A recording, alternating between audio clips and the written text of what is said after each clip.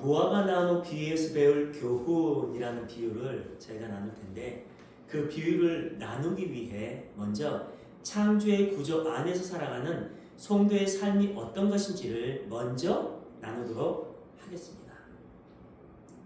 나라를 이루는 세 가지 요소, 주권, 영토, 백성이죠. 하나님의 나라는 이미 준비되었고, 그 나라의 주권은 하나님의 언약, 하나님의 말씀, 하나님의 하나님 되심으로 운영되고 있고, 나머지는 하나님의 백성입니다. 그래서 하나님은 하나님 나라를 이루는 요소인 백성들을 중심으로 운영하시는데, 그 백성들은 하나님의 예정이라는 완성을 향해 나아가고 있고, 중요한 것은 없음의 대명사였던 티끌로 그 백성들을 만들었다는 거예요. 창세기 2장 7절입니다. 여호와 하나님이 땅의 흙으로 사람을 지으시고 생기를 그 코에 불어 넣으시니 사람이 생명이 되니라. 여기서 지으시고라는 단어의 히브리어 와이체르라는 단어는 기술자가 자신의 기술과 주권적인 권위를 가지고 만드는 것을 의미합니다. 그것은 하나님의 창조 사역을 묘사하는 데 사용돼요. 그것은 하나님의 뜻대로 만드신다는 것이기 때문에 그렇게 만들어진 피조물은 창조주의 뜻대로 살아야 해요. 그렇게 살지 않는 것을 성경은 죄라고 합니다. 그리고 불어 넣으시니라는 단어의 히브리어 와이파르라는 단어는 따스한 인격적인 관계를 나타내는 표현으로 하나님께서 얼굴과 얼굴을 맞대고 친근하게 입맞춤을 하듯이 하셨다는 것이고, 계획적으로 생명을 주는 행위였고, 어떤 대상에게 자기 자신을 수여하는 행위를 가리킬 때 사용된 단어예요. 굉장히 깊이 있는 단어죠. 그리고 흙이라는 단어에 아파르라는 단어는 우리가 너무나 잘 아는 티끌, 먼지, 가루 등의 의미가 있습니다. 죽음의 대명사였던 티끌이 창조주의 손에 올려졌을 때 존재, 인간이 되었고, 그렇게 창조된 인간에게 하나님의 생기가 넣어짐으로 인해서 생명이 되었습니다. 그 상태가 진짜 살아있는 상태예요. 여기서 생기라는 단어에 나시마트 하임이라는 단어는요, 삶, 존재를 뜻하는 하임과 숨결, 기운, 숨, 호흡을 뜻하는 나시마트가 결합된 단어예요. 그러니까 하나님 자체라고 해도 과언이 아닙니다. 하나님 존재라고 해도. 즉 하나님의 생기는 자연의 산물도 아니고 세상에 속한 유산물도 아니고 창조주이시고 유일하신 하나님으로부터 나온 거예요. 그렇다면 생기의 본질은 하나님의 영의 분출이라고도 할 수가 있습니다. 그것은 하나님의 영의 파생이고 무한한 하나님의 영의 근원을 둔 유한한 영의 생기를 의미하죠. 즉 흙으로 만든 사람은 하나님께서 생기를 불어넣음으로 인해 영혼을 소유한 존재가 됩니다. 하나님의 살, 하나님의 존재, 하나님의 숨결, 하나님의 기운, 하나님의 숨, 하나님의 호흡, 하나님 자신이 연합되어 있는 존재가 사람이라는 거예요. 사람을 비롯한 모든 동물과 모든 생물들은요, 흙이라는 재료로 만들었어요. 창세기 2장 19절에 나오잖아요. 흙이라는 재료로 동일하게 만들었지만 유일하게 하나님의 생기를 넣어주신 존재는 사람입니다. 동물과 사람의 차이가 거기서부터 갈려요. 즉 피조물은 없음의 대명사였던 흙의 자리에서 하나님의 존재와 연합되어 있고 하나님의 호흡이 들어간 존재이기 때문에 그들의 삶은 하나님의 생명력으로 살아가야 하는 존재이고, 그 상태를 바라크, 복된 삶이라고 합니다. 그 본질을 이해하지 못하고 인간의 힘과 능력으로 살아가는 것 자체가 죄이고 악이에요. 그게 죄이고 악입니다. 성경이 규정한. 도덕적이고 사회적인 개념으로 그런 것들을 바라봐서는 안 돼요. 문제는 많은 교회가 있음이라는, 자기 존재의 실존 감각을 신앙의 출발점으로 여기는 게 문제예요. 내가 하나님을 선택하고 내가 신앙생활을 시작했기 때문에 하나님의 일하심이 가능하다는 것이죠. 하나님이 객체로 있는 거예요. 내가 경험하고 내가 느끼고 내가 존재하는 것보다 더 확실한 진실은 없다는 것입니다. 내가 주체가 되는 거죠.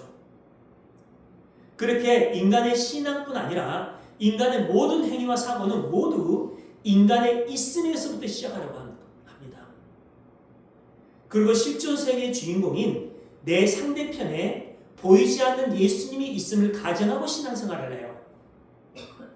그래서 있음에 대한 자기 존재성을 확고하게 붙들고 있는 모든 인간들은 보이지 않는 불확실한 예수님의 현실을 확고하게 하기 위해 있음의 자리에 있는 인간의 경험으로 만들어낸, 즉 사회적이고 도덕적인 개념 안에서 만들어낸 종교 행위와 선한 일을 열심히 해봐요. 그들이 서기관과 바리새인들이었습니다. 그리고 인간이 규정한 방법 안에 있는 예수님, 다시 한번요. 인간이 규정한 방법 안에 있는 예수님, 보이지 않는 없음의 자리에 있는 것으로 규정한 예수님이 있음의 자리에 있는 인간의 생각대로 움직여주지 않았을 때 인간들은요 언제라도 십자가에 못 박아버립니다. 올바른 신앙은 나를 있음의 자리에 올려놓고 보이지 않는 예수님이 있음을 확인하는 것이 아니라 있음의 대명사인 예수님이 나를 찾아오시는 거예요. 그 본질이 잘못되다 보니까 보이지 않는 예수님이 나를 불러주도록 인간의 힘과 능력으로 치성을 다해보는 것입니다. 잘못된 신앙관입니다. 예수님은 내가 부른다고 해서 오시는 분이 아닌데 사람들은 그것을 신앙생활이라고 오도해요. 잘못된 길로 이끌어가죠. 성경은 그렇게 자신이 살아있다는 것을 더욱 견고하게 하고 자신의 있음이라는 개념이 가치 있고 의미 있다는 것을 확보하기 위해 부르는 신을 우상이라고 하고 그런 우상을 부르는 데 사용되는 모든 행위를 죄라고 규정합니다. 그게 죄예요. 왜냐하면 인간의 있음에 대한 개념은 하나님의 호흡이 들어감으로 인해 가능했기 때문에 그게 창조잖아요. 인간의 있음의 가치와 의미는 하나님으로부터 찾아야 하는데 그러지 않고 스스로 있음의 가치와 의미를 확보하기 위해 하는 것이 하나님처럼 되겠다고 선악과를 따먹은 피조물의 죄의 본질이고 스스로 있음의 가치와 의미를 챙기기 위해 내가 주관적으로 심리적으로 수용할 신을 만들어내요. 그것을 우상이라고 합니다. 그 신은 내가 수용한 신이기 때문에 언제든지 나에 의해 내 기분과 감정에 의해 십자가에 던져버릴 수도 있는 장난감과 같은 웃기고 무력한 가짜 신으로 존재하게 되고 실제로 내 기분과 감정에 따라서 편하게 퇴출하기도 합니다. 그래서 그것을 우상이라고 해요. 실제로 예수께서 사람의 몸을 입고 세상에 왔을 때 그리고 인간의 힘과 능력으로 열심과 노력으로 하나님처럼 되겠다고 하나님을 기쁘게 하겠다고 살았던 그들이 있었잖아요. 유대인들. 너희들의 열심으로 너희들이 하나님을 기쁘게 할 수 있다고 한번 살아봐 라고 던져줬어요. 그들에게 예수께서 실존이 되어서 딱 이 세상에 오니까 어떻게 해요? 십자가에 못 박아버립니다. 그 이야기를 하고 있는 거예요. 그 이야기를. 근데 그 본질을 알고 있는 이 땅의 교회가 똑같은 삶을 살고 있더라는 거예요. 그렇다면 스스로 있음이라는 자리를 확보하기 위해 보이지 않는 예수님을 찾아가는 행위는 올바른 신앙이 아니라는 결론을 내릴 수 있습니다. 그렇게 해서 찾아낸 신은요, 내가 언제든지 버릴 수 있는 신이 되는데 그것이 우상이에요. 많은 종교인들이 내가 있음의 자리를 공고하게 확보하고 발전시키기 위해 신의 이름을 불러요. 너무나 많습니다. 그것이 죄고 우상 숭배이기 때문에 하나님은 전 역사를 통해서 그것을 깨고 들어와요. 하나님은. 그래서 구약의 이스라엘 백성들이 내가 너희를 이끌어낸 너희의 신이다라고 선언을 했음에도 불구하고 그들은 어떻게 해요? 자기들의 힘과 능력으로 우상을 섬기잖아요. 그 모습을 계속 보여주는 거예요. 신약은 뭐 좀 다릅니까? 똑같죠? 똑같습니다. 오늘날은 어떻습니까? 똑같습니다. 성경에 나오는 여러 가지 명령은요, 인간의 있음의 자를 확보하기 위해 우리에게 지키라고 주신 명령일 수가 없습니다. 근데 인간들은 어떻겠어요? 지금도 그렇죠. 거기서 율법을 찾아서 지켜라 지키지 말라라는 그런 것들로 여기며 살아가는 사람들이 너무나 많습니다. 지금도 그걸 믿고 선포하는 자들도 너무나 많고요. 그걸 받아들이는 자들도 너무나 많아요. 주님께서 그런 것들을 너희들이 지킬 수 있다고 주신 게 아니에요. 너희들은 절대로 그 하나님의 율법을 지킬 수 없다는 것을 깨닫게 하시고 그 율법을 완벽하게 지킨 예수의 십자가라는 은혜의 구조 안으로 우리를 넣기 위한 목적입니다. 우리의 신앙생활을 본질은 그곳으로 들어가는 것밖에 없어요. 그 구조 안으로 들어가는 것.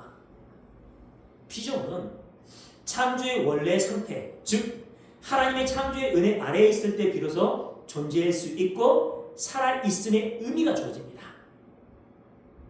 그런 인간은 스스로 살아낼 수 없는 피조물, 죽은 티끌에 불과한 존재이기 때문에 창조주에 의해 창조되어야지만이 존재의 가치가 주어지게 됩니다. 따라서 피조물은 창조의 은혜 아래에 있을 때, 은혜의 구조 안에 있을 때 비로소 존재가 되는 것입니다. 살아있음의 본질이 성립이 되는 거예요. 그 상태가 살아있음의 상태예요. 다시 말해서 피조물은 창조주 앞에서 죽은 자로 고백되어질 때 창조의 은혜 아래에서 가치가 주어져요. 왜 그런 말씀을 드리냐면 하나님이 인간을 창조하기 전에 그 인간의 상태는 죽은 흙의 상태였잖아요. 티끌. 그 이야기를 하는 거예요. 그 죽은 티끌이 창조주의 손에 올려졌을 때 존재가 되었잖아요. 그 이야기를 하는 겁니다. 결국 신앙생활의 본질은 하나님의 구조 안으로 들어가는 것이고 그 안에서 인간의 가치를 깨닫는 것입니다. 그래서 첫 번째 인간의 이름이 아담인데 그 이름의 뜻이 사람이라는 뜻이고 그 사람은 없음의 대명사였던 티끌로 창조되는 거예요. 그러므로 인류가 열립니다.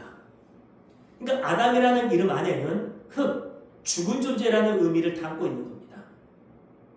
사람이라는 존재, 그 사람이라는 이름 안에는 흙, 죽은 존재라는 의미를 담고 있어요. 피조물인 사람은 창조주이신 하나님 앞에서 죽은 흙이라는 사실을 인지하는 것이 존재할 수 있고 그 상태가 살아있는 자라는 진리를 아담이라는 단어가 함의하고 있는 거예요. 한번 생각해 보세요. 하나님의 창조의 은혜가 발산되기 위한 첫 번째 조건이 뭘까요? 다시 한번요. 하나님의 창조의 은혜가 발산되기 위한 첫 번째 조건이 무엇일까요? 죽은 흙의 상태였잖아요. 죽은 흙의 상태입니다. 살아있으면 안 돼요. 살아있는 것에 더해지는 행위는요. 창조라고 하지 않고 개선이라고 합니다. 창조는 반드시 죽어있는 상태, 없음의 상태, 혼돈과 공허의 상태, 무의 상태에서 창조가 일어날 수 있는 거예요.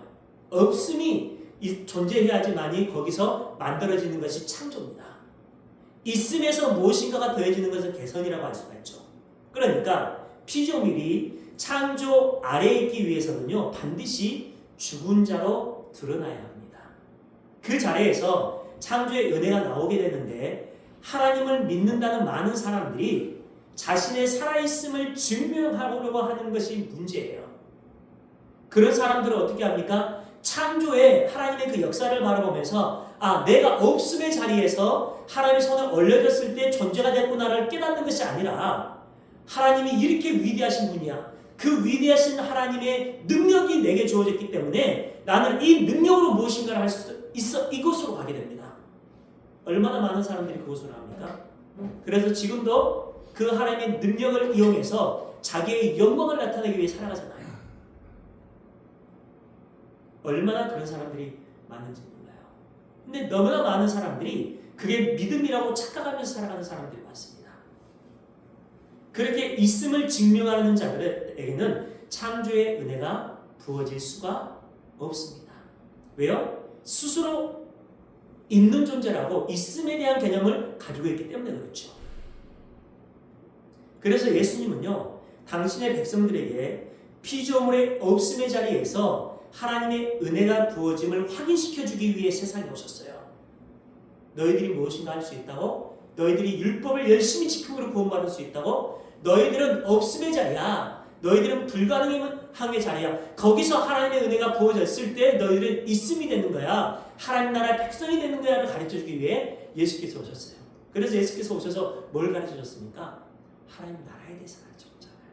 그건 어떤 의미예요? 하나님 나라의 백성의 삶의 원리가 무엇인지를 가르쳐줬다는 거예요. 근데 그렇게 없음의 자리에서 있음의 상태가 어떤 것인지를 가르쳐주기 위해 오셔서 그런 것들을 가르쳐주니까 그 가르침이 서기관과 바리새인들이 알고 있었던 잘못된 신앙과 대치가 되잖아요. 그러니까 너희들이 너가 왜 내 있음에 대한 존재와 가치를 무시해 하면서 어떻게 했어요? 십자가에 못 박아 죽여버렸잖아요. 지금까지 그 얘기를 하는 거예요. 그 얘기를. 모든 인간이 선악과를 따먹은 아담 안에서 하나님처럼의 삶을 살아갑니다. 하나님처럼 되겠다고 따먹은 것이니까 그래요. 문제는 자신들이 하나님처럼 되기 때문에 하나님과의 간절이 진짜 죽음인 것을 모릅니다. 그것이 죽은 것인데 나는 하나님처럼 되었다고 착각을 해요. 내가 하나님처럼 되었기 때문에 하나님과 단절도 죽음이 아니라고 생각합니다. 내가 주체인데 다른 존재가 주체 자리에 있을 수 없다는 것이죠. 인간은 그 하나님처럼의 자리에서 내려와서 하나님 절대 우존자의 자리에 앉을 때 원래 아담 그 흙의 자리에 앉을 때 비로소 창조의 은혜 안에서 그 구조 안에서 하나님 나라의 백성이 되는 것인데 모두가 살아있음을 증명하면서 살아가는 게 문제예요. 그것이 진짜 죽음 속에 들어있는 가짜 살아있음을 좀비와 같은 세상임을 가르쳐줍니다. 예수님께서 세상에 내려오셔서 성도에게 너희는 없음의 자리, 흙의 자리에서 있음의 대명사인 하나님의 은혜의 구조 안으로 들어가야 한다는 것을 가르쳐 주셨어요. 그게 하나님 나라에 대한 선언입니다. 그것이 회개하라, 천국이 가까웠다라는 선언이었어요. 열심히 율법과 제사를 지키고 있었던 그들에게 찾아가서 그 율법과 제사는 나를 가르쳐주기 위한 도구로 주어진 것이니까 나를 믿으라 라고 하셨는데 그것이 복음이잖아요. 예수님께서 그 선언을 하셨잖아요. 그 결과 어떤 일이 일어났습니까? 스스로 있음의 가치와 의미를 위해 일로매진하고 있었던 그 사람들이, 그 유대인들이 흙이 본질이었던 인간의 실존을 가르쳐 주셨던 그 예수님을 십자가에 못 박아 죽여버렸어요. 왜냐하면 우리가 죽었다고 가르치는 그 자만, 그 한 분만 죽여버리면 있음의 가치와 의미를 자신의 영광으로 챙길 수 있었거든요.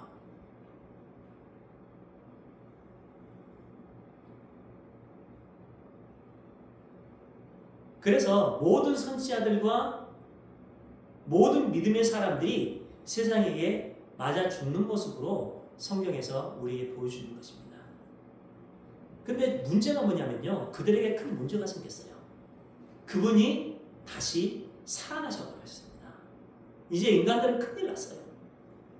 모든 인간들은 죽음도 다스리는 진짜 하나님을 죽인 자들이니 그 자리에서 드러났어요. 당시 유대인과 헬라인은요. 모든 인간을 상징적으로 대표해요. 당시의 구조는 유대인과 이방인들밖에 없었으니까 그렇습니다. 그 하나님의 은혜의 구조 안에 있는 자들에게 하나님의 창조의 은혜가 부어집니다. 하나님은 당신이 택한 백성들을 그 자리로 이끌어 가세요. 하나님은 죽은 흙의 열심과 노력으로 만들어낸 봉사와 헌신과 같은 행위를 근거로 해서 그들을 살려내시는 것이 아니라 그들은 죽은 흙의 상태에 있는데 하나님의 창조의 은혜가 그 위에 부어져서 살아나는 것이 구원의 은혜라는 것을 그들에게 가르쳐줍니다. 하나님의 창조의 구조 안에서 살아있음이 주어지는 형국으로 보여져요. 그것을 아는 자들이 성도인데 그것은 성령의 구조 안에서 깨달아집니다. 아무나 깨달을 수 있는 게 아니에요. 그래서 너무나 많은 사람들이 교회 안에서 우리와 똑같은 신앙의 행위를 하고 우리보다 더 열심히 있는 봉사와 헌신과 구제를 열심히 하지만 그들 중에서 이 믿음의 본질, 복음의 본질을 깨닫는 자들은 드뭅니다. 그래서 예수께서 이 마지막 시대에 내가 믿음을 보겠느냐라고 선언을 해주신 거예요. 축풍 나귀처럼 다 넘어진다는 것입니다. 근데 성도는 그 언약의 말씀 계속해서 그 구조 안으로 들어가는 신앙생활을 하게 됩니다. 그 구조 안으로. 그러니까 여러분, 우리 신앙생활의 본질은요, 말씀을 통해서 예수님이 어떤 분이고 하나님 나라의 백성이 어떤 자들이고 하나님의 구원의 은혜가 어떻게 우리에게 주어지는지를 명확하게 깨닫고 알고 믿는 거예요. 결국 성도의 신앙생활은 내가 예수님 안에 있고 예수님이 내 안에 계신다는 철저한 구조 안으로 들어가는 것. 예수님의 은혜만이 내 구원의 본질이라는 진리를 깨달아가는 과정이 신앙생활이고 그것이 자기 부인의 삶입니다. 그게 결국 성도의 깨어있음에 대한 개념입니다. 여러분. 갈라디아서 2장 20절 성도의 깨어있음이 어떤 것인지를 보여주는 거죠. 우리 같이 한번 읽어보겠습니다. 시작. 내가 그리스도와 함께 십자가에 못 박혔나니 그런즉 이제는 내가 사는 것이 아니요 오직 내 안에 그리스도께서 사시는 것이라. 이제 내가 육체 가운데 사는 것은 나를 사랑하사 나를 위하여 자기 자신을 버리신 하나님의 아들을 믿는 믿음 안에 사는 것이라. 이게 성도의 깨어있음에 대한 본질입니다. 여러분. 여기서 보시면요, 십자가의 구조가 나오죠. 내가 그리스도와 함께 십자가에 못 박혔나니. 그 십자가의 구조 안으로, 은혜 안으로 들어가는 거예요. 그리고 예수 그리스도 안에 들어가는 게 나죠. 오직 내 안에 그리스도께서. 그리고 믿음이라는 구조 안으로 들어가는 것이 또 나옵니다. 하나님의 아들을 믿는 믿음 안에서. 그렇죠? 너희들에게 있는 믿음이 아니죠. 하나님의 아들을 믿는 믿음 안에서 너희가 구원받는다는 거죠. 이 말씀은요, 나는 십자가에 못 박혀 죽었고 예수라는 구조 안으로 들어가서 내 안에 사시는 그 예수 그리스도로 인해서 내가 산다는 거죠. 결국 내가 살 수 있는 유일한 길은 예수라는 구조 안으로 들어가는 것인데 그것이 믿음이라는 것을 깨닫는 것입니다. 그것이 성경에서 말하는 깨어있음에 대한 개념이에요. 그렇다면 성도인 우리의 죽어있음의 인식이 깨어있음의 내용이라는 역설적인 개념이 어떻게 성립되는지를 바울의 견해를 인용해서 우리가 한번 보겠습니다. 본문 10절. 또 그리스도께서 너희 안에, 구조가 나오죠. 그리스도께서 너희 안에 계시면 몸은 죄로 말미암아 죽은 것이나 영은 의로 말미암아 살아있는 것을. 의로 말미암다. 뭐예요? 의라는 구조 안에서. 여기서 몸이라는 단어의 소마는 전 인격을 상징해요. 그러니까 성경에 나오는 몸이라는 개념을 단어를 여러분들이 볼 때 전 인격을 말하는구나 라고 생각한답니다. 여러분, 인간은요, 몸을 가지고 있고 몸은 인간 자신이라는 명제를 여러분 기억하십시오. 이 말씀을 쉽게 해석하면 이렇습니다. 그리스도께서 너희 안에 계시는 자들이 누구입니까? 성도입니다. 성도라는 인간의 전 인격은 죄로 말미암아 죽은 것입니다. 그러나 영은 의로 말미암아 살아있는 것입니다. 이런 뜻이에요. 그런데 이 내용을요, 내 몸은 죽었는데 내 영혼은 살아있다라는 그런 개념에 이분법적인 개념으로 해석을 해서는 안 됩니다. 그게 플라톤 철학입니다. 그것은 이데아 사상에서 비롯된 것인데 그 이데아 사상은 이렇습니다. 여러분, 우리가 현실에서 마주하는 수많은 개별적인 삼각형들, 그걸 우리가 마주하는 걸 삼각형이라고 여겼을 때 우리의 삶 속에서, 현실 속에서 여기서 그 삼각형들은 모양과 크기가 제각각이고 완벽하게 그려지지도 못했다는 그런 개념이에요. 그 모든 불완전한 삼각형들은 저 너머에 있는 이데아 세계에 존재하는 단 하나의 완벽한 삼각형의 이데아를 어설프게 모방한 그림자에 불과하다는 것이 이데아 사상이에요. 그런 이분법적인 사고는 자연과 생명을 분리된 것으로 인식하게 만들어요. 이후 서구 철학의 중요한 흐름입니다. 다시 한번 정리하면 그리스도께서 너희 안에 계시면 그들이 성도예요. 그 성도는 그 인간의 전인격이 죄로 말미암아 죽었고 영은 의로 말미암아 살았다는 거예요. 그러니까 우리는 죽은 상태인데 하나님의 영이 우리 안에 들어가서 하나님의 의로 인해서 살아있는 거예요. 그러니까 실제로 우리는 죽어있는 상태인데 하나님의 의가 우리의 삶을 이끌어 나가고 있는 거죠.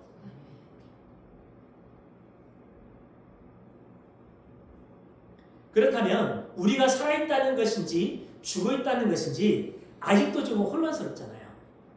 바울은 에베소서를 통해 성도는 살아난 존재라고 분명하게 선언을 해줍니다. 에베소서 2장 1절 그는 허물과 죄로 죽었던 너희를 살리셨도다. 5절 허물로 죽은 우리를 그리스도와 함께 살리셨고 너희는 은혜로 구원을 받은 것입니다. 성도는 분명히 살아있는 존재인데 어떤 방식으로 살아있는 존재냐면 살아계신 예수님께서 허물과 죄로 죽어있는 성도 안에 들어가 계시는 방식으로 성도인 우리가 살아있는 거예요. 그 말씀을 고린도 후서의 말씀으로 바꾸면 이렇습니다. 4장 7절 우리가 이 보배를 질그릇에 가졌으니 이는 심히 큰 능력은 하나님께 있고 우리에게 있지 아니함을 알게 하려 함이라. 심히 큰 능력 누구에게 있다는 거예요? 하나님께 있다는 거예요. 성도인 우리는 질그릇 안에 보배가 담겨있는 구조로 살아있다는 거예요. 그렇죠? 그렇게 존재하는 것입니다. 그 말씀을 정확하게 정리를 하면 성도의 몸이 살아있는 것이 아니라 오늘 본문에서 소마, 몸 전인격은 죽었다고 하잖아요. 그러니까 성도의 몸이 살아있는 것이 아니라 그 안에 들어가 계시는 예수 그리스도의 영이 살아계심으로 인해서 성도인 우리가 살아있는 존재가 된다는 거예요. 여전히 우리는 죄와 물고 죽은 자들이에요. 근데 우리 안에 연합되어 있는 예수의 영으로 인해서 성령이라고도 하잖아요. 우리가 살아있는 존재라는 거죠. 오늘 본문에 나오는 산 것으로서의 영은 성령을 말합니다. 본문 10절 다시 한번 우리 읽겠습니다. 함께 읽을까요? 시작. 또 그리스도께서 너희 안에 계시면 몸은 죄로 말미암아 죽은 것이다. 영은 의로 말미암아 살아있는 것입니다. 여기서 가장 중요한 것은요. 그리스도께서 너희 안에라는 단어예요. 그 예수님과 연합된 예수님의 의, 예수님의 영, 성령 안에 있어야지만이 너에게 살아있음의 의미가 주어지게 된다는 것이죠. 오늘 본문을 다시 정리하면 이렇습니다. 성도들아, 그리스도께서 너희 안에 계시면 너희의 몸은 죄로 말미암아 죽은 것인데 너희 안에 그리스도 성령께서 살아계심으로 말미암아 그 살아계신 성령에 의해 너희는 산자로 여겨지는 것이란다. 이런 의미예요. 예수 성령이라는 구조 안에서 살아있는 자가 된다는 말씀입니다. 그 내용은 바울 서신서, 바울 신학을 이해하는 데 굉장히 중요한 내용이에요. 그러니까 성도인 우리가 살아있다고 하는 것은 성도 안에 살아계신 성령에 의해서 살아있는 존재가 되는 것이지 그럴 수는 없지만 절대로 그럴 수는 없지만 만일 그 성령이 떠난 상태의 성도는 그럴 수는 없어요. 근데 만일 그 성령이 떠난 상태에서의 성도는 완전히 죽은 자예요. 좀비와 같은 그런 세상이라는 거죠. 그래서 성도는 죽은 질그릇 안에 산 보배신 성령을 담는 자가 된다는 것이죠. 그리고 성도는 반드시 그 보배를 드러내는 삶을 살아가게 된다는 것입니다. 그것이 성도의 신앙생활이고 그것을 성화의 삶이라고 하고 그것이 자기 부인의 삶. 그게 믿음의 본질입니다. 여러분. 그러니까 우리의 신앙생활의 본질은 어떤 구조 안에서 구원을 받게 되는 거예요. 그러니까 우리가 무엇인가를 행하고 행하지 않고 된 거의 본질이 있는 것이 아니라 하나님께서 창세전부터 우리를 예정하시고 내가 너를 지명하여 불러낸 너는 내 것이라는 예정을 해줬잖아요. 그 예정을 하시고 그 예정의 구조 안에서 우리가 구원을 받는 거죠. 거기서 어디 우리 인간의 행위가 열심히 있겠습니까? 그 인간의 행위가 있으면요, 하나님과 올바른 관계, 하나님이라는 구조 안에서 하나님의 일하심, 하나님의 열심에 의해서 나타나는 삶의 본질이 됩니다. 그러니까 그 열매는 하나님과 나와의 올바른 관계가 어디까지 와 있는지, 내가 하나님의 은혜의 구조 안에 제대로 들어가서 살아가고 있는지를 보여주는 거예요. 그러니까 그 열매도 굉장히 중요한 거예요. 그러나 문제는 사람들이요, 그 열매를 구원의 본질로 여기며 살아가는 게 문제라는 거죠. 그 이야기를 하고 있습니다. 여러분, 우리는요, 죽은 질그릇에 불과합니다. 근데 그 안에 삼보배신 성령이 우리에게 연합되어 있어요. 죽은 질그릇이 그 하나님의 은혜라는 구조 안으로 들어가 있습니다. 그런 으로 인해서 우리가 구원받게 되고 하나님의 영광을 위해서 더 열심히 있는 신앙생활과 봉사와 헌신과 예배를 드릴 수 있게 되는 겁니다. 성령 안에서 보배신 예수님만을 드러내는 우리 모두의 삶이 되길 주님의 이름으로 축원합니다. 기도드리겠습니다.